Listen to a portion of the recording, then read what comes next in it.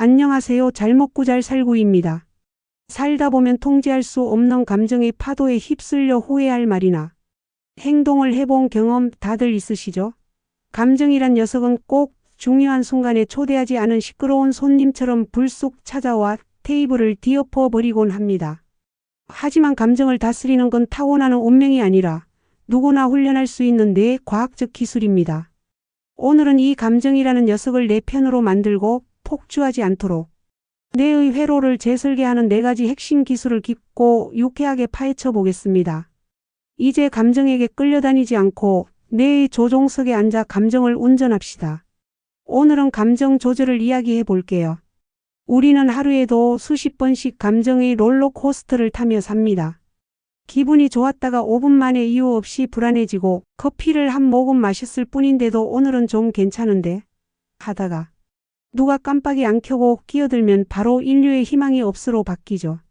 이게 다 감정이란 녀석의 위대하고도 번거로운 매력이에요. 그런데 대부분의 사람들은 감정을 컨트롤해야 하는 대상이라고 생각하죠. 하지만 사실 감정은 TV 리모컨 같은 게 아닙니다. 아무리 꺼보려 해도 배터리가 오래된 리모컨처럼 목통이에요. 감정은 없애는 게 아니라 흐르게 두는 것이 핵심이에요. 즉 내가 파도 위에 올라타는 게 아니라 그 파도가 지나갈 때까지 발 담그고 기다리는 겁니다.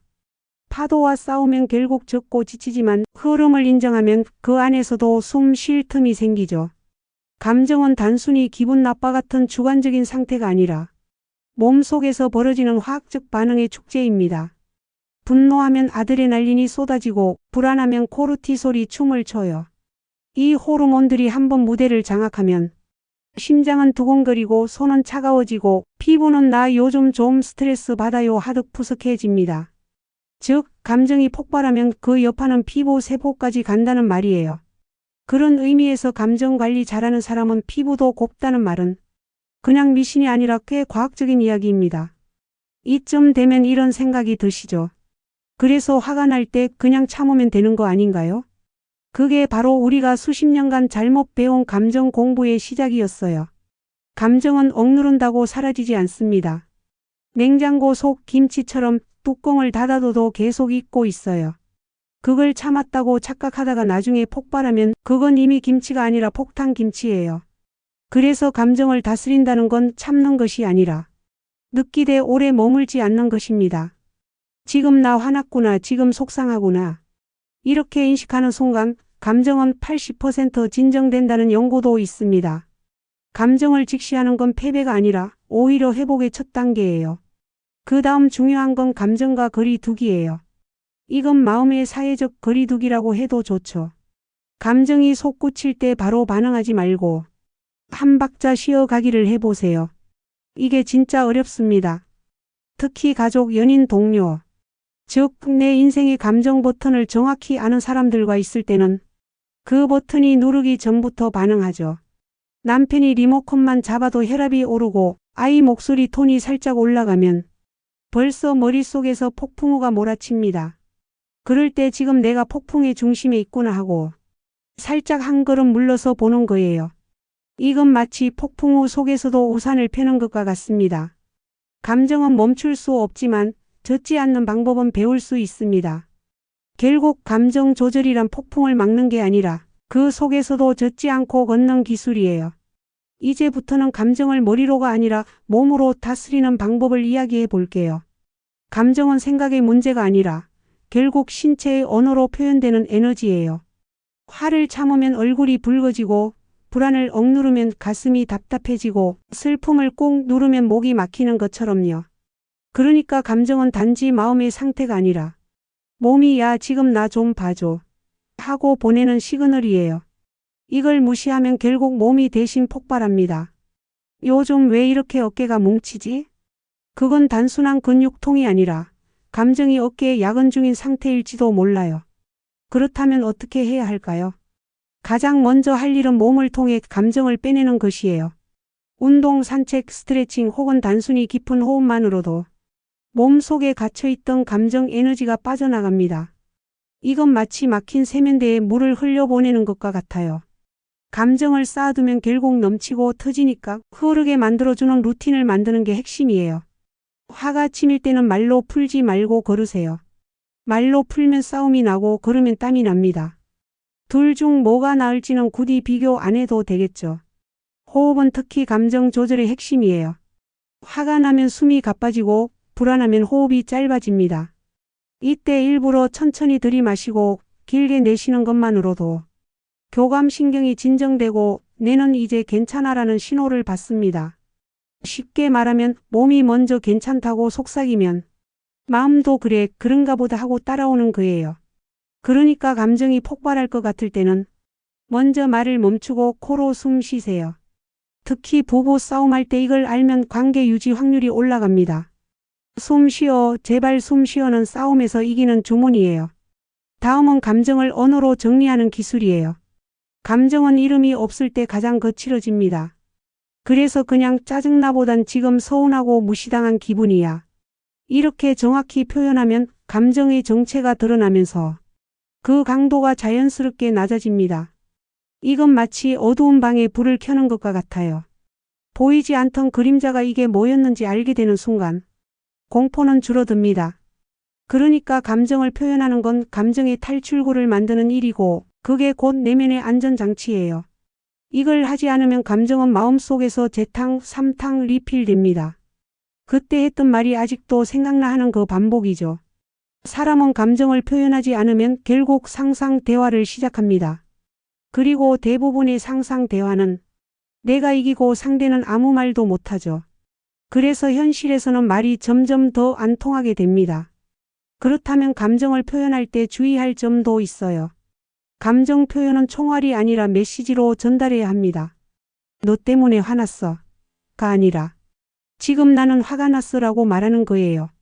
주어 하나 바꿨을 뿐인데 인생이 달라집니다. 전자는 공격이고 후자는 소통이죠.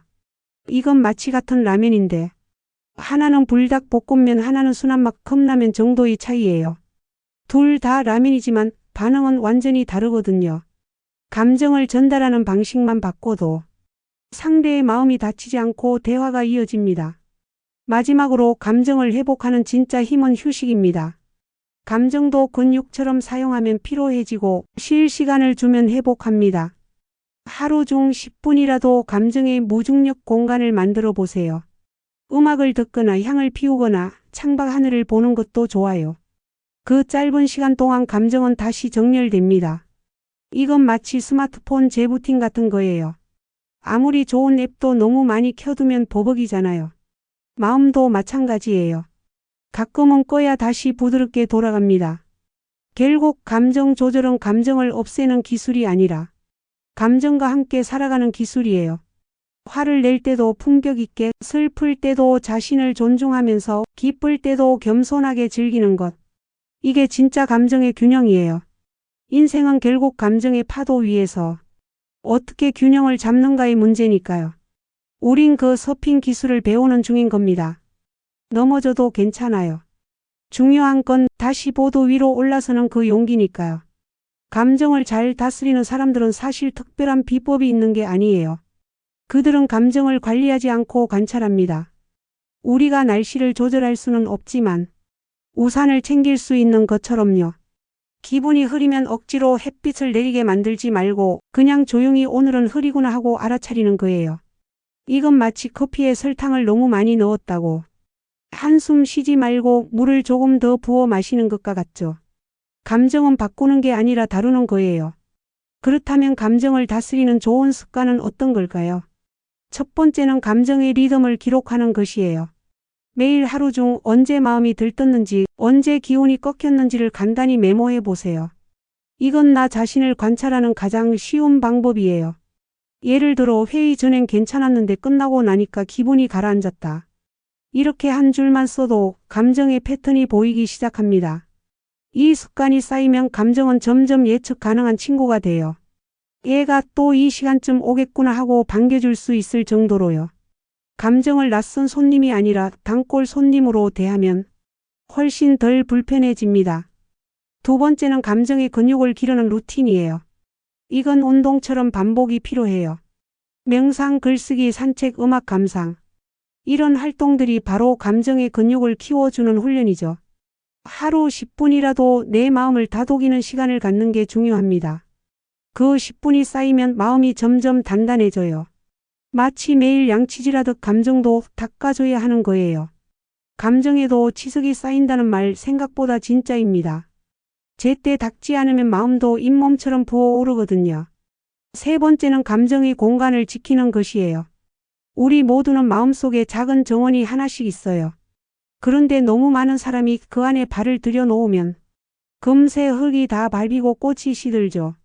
감정을 다스린다는 건 그 정원에 누가 들어올 수 있는지를 결정하는 일입니다.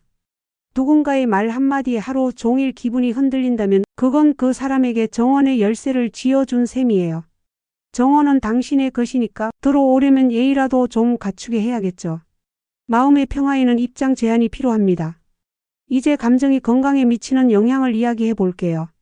감정은 단순히 기분의 문제가 아니라 몸 전체의 작동 방식에 직접적인 영향을 줍니다. 스트레스를 오래 받으면 혈압이 오르고, 불안이 지속되면 소화가 잘 안 되고, 분노를 억누르면 근육이 뭉치고 통증이 생겨요. 이건 마음이 아니라 뇌와 호르몬의 문제예요. 쉽게 말하면 감정은 몸속 화학물질의 언어예요. 우리가 짜증나라고 느낄 때 이미 몸은 코르티솔을, 안심되라고 느낄 때는 세로토닌을 분비합니다. 그래서 좋은 감정은 최고의 약이고 나쁜 감정은 느린 독이라고 할 수 있죠. 웃음이 백약이 무효일 때도 통하는 이유가 여기에 있습니다. 게다가 감정은 면역력과도 밀접하게 연결돼 있어요. 한 연구에서는 긍정적인 감정을 자주 느끼는 사람들이 NK 세포자연 살해세포 활성이 훨씬 높게 나타났어요. 이 세포는 암세포를 찾아내 없애는 몸속 보안 요원이죠. 그러니까 자주 웃는 게 결국 내 몸을 스스로 지켜주는 일인 셈이에요. 반대로 늘 분노하거나 불안한 상태가 지속되면 면역력은 쉽게 무너지고 몸은 작은 자극에도 예민하게 반응합니다. 결국 마음이 불안하면 위가 먼저 아프고 속이 뒤집히면 감정도 따라 무너지는 거예요. 마음이 편하면 장도 편하다는 말, 단순한 비유가 아닙니다. 결국 감정과 건강은 분리될 수 없어요. 몸이 지칠 때 감정이 흔들리고 감정이 무너지면 몸이 병들죠. 그래서 감정 조절은 단순한 마음 수양이 아니라 건강관리의 핵심 루틴이에요. 감정을 다스린다는 건 몸과 마음을 동시에 치유하는 일입니다. 화가 날 때 한 걸음 물러서는 그 순간이 당신의 혈압을 낮추고 한숨 쉬는 그 시간이 면역력을 올리고 있는 거예요. 감정을 잘 다스리는 사람은 결국 자기 몸을 지킬 줄 아는 사람입니다. 그러니까 오늘 하루 마음이 흔들릴 때 이렇게 말해보세요. 괜찮아, 이건 그냥 날씨야. 금방 지나갈 거야. 그 한마디가 감정을 부드럽게 녹이고 몸의 균형을 다시 맞춰줍니다. 결국 건강한 사람은 마음이 단단한 사람이 아니라 감정을 다루는 법을 아는 사람이니까요. 감정이 흔들릴 때마다 이렇게 생각해 보세요. 이건 내 마음의 웨이트 트레이닝이구나. 그렇게 오늘도 마음의 근육을 조금씩 키워가면 삶은 훨씬 더 가볍고 단단해집니다. 감정을 성장의 도구로 바꾸는 첫걸음은 감정에 이름 붙이기입니다. 많은 사람들이 화가 났을 때 그냥 짜증나라고 말하지만 그 감정이 정말 짜증인지 실망인지 서운함인지 구분해보면 전혀 다른 감정일 때가 많아요. 감정은 이름을 불러줘야 진정됩니다. 이건 마치 반려견이 이름을 들으면 꼬리를 흔드는 것처럼 감정도 내가 어떤 감정인지 알아주는구나 하면 조용히 꼬리를 내립니다. 그러니까 화가 날 때는 지금 나는 무시당했다고 느껴서 속상하구나. 이렇게 구체적으로 말해보세요. 이건 마음의 GPS를 켜는 것과 같아요. 좌표를 찍어야 길을 찾을 수 있듯 감정의 위치를 알아야 성장의 방향도 보입니다. 다음은 감정을 통해 나를 재해석하는 연습이에요. 예를 들어 누군가에게 상처받았다고 느낄 때 그 사람이 나를 힘들게 했어로 끝내지 말고 나는 왜 그 말에 그렇게 예민하게 반응했을까? 하고 물어보는 거예요. 이 질문 하나가 내면의 거울을 닦아줍니다. 감정은 불쾌할수록 성장의 단서가 많아요. 마치 운동 후 근육통이 성장의 증거인 것처럼요. 불편한 감정은 내 마음이 확장하려는 신호입니다. 그러니까 마음이 욱할 때마다 이렇게 생각해 보세요. 아, 지금 내 인격이 헬스 중이구나. 조금 아파도 괜찮아요. 그건 마음이 단단해지고 있다는 뜻이니까요. 세 번째로는 감정의 흐름을 창조적인 에너지로 바꾸는 법이에요. 화, 슬픔, 외로움 이건 사실 엄청난 에너지예요.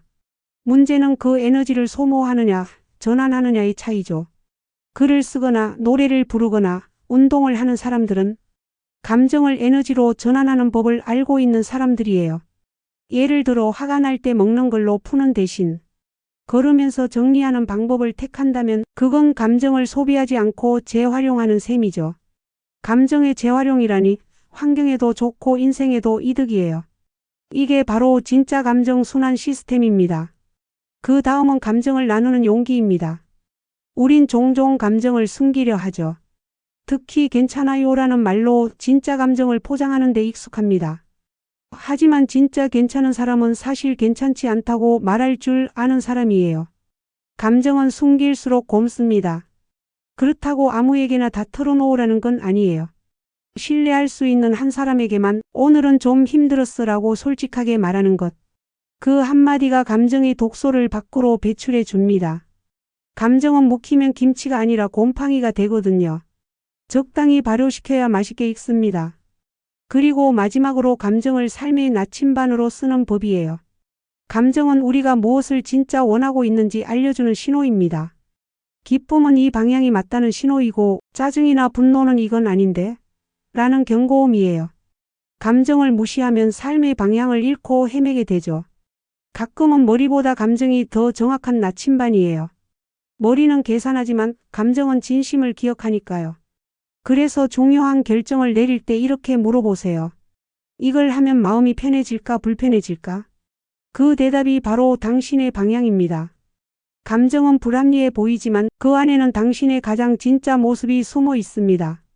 감정을 억누르지 말고 들어주는 연습을 하세요. 그건 마음이 당신에게 주는 사용 설명서예요. 감정을 성장의 연료로 쓰는 사람은 삶을 훨씬 깊고 단단하게 살아갑니다. 그들은 감정에 휘둘리지 않고 감정을 타고 나아갑니다. 파도가 밀려올 때 도망치는 대신 그 위에 올라타는 사람처럼요. 감정은 결코 적이 아닙니다. 다만 다루는 법을 몰랐을 뿐이에요. 그러니까 다음에 감정이 밀려올 때 이렇게 말해보세요. 좋아, 또 한 번 마음 스핑 타볼까? 그 순간 감정은 당신을 휘감지 않고 당신을 한층 더 넓은 바다로 데려가 줄 거예요. 감정은 숨길수록 폭발하고 인정할수록 사라집니다. 그러니까 다음에 화나면 일단 이렇게 말해보세요. 좋아, 오늘도 마음관리 수업 시작이네. 잘 먹고 잘 사는 멋진 하루를 응원합니다.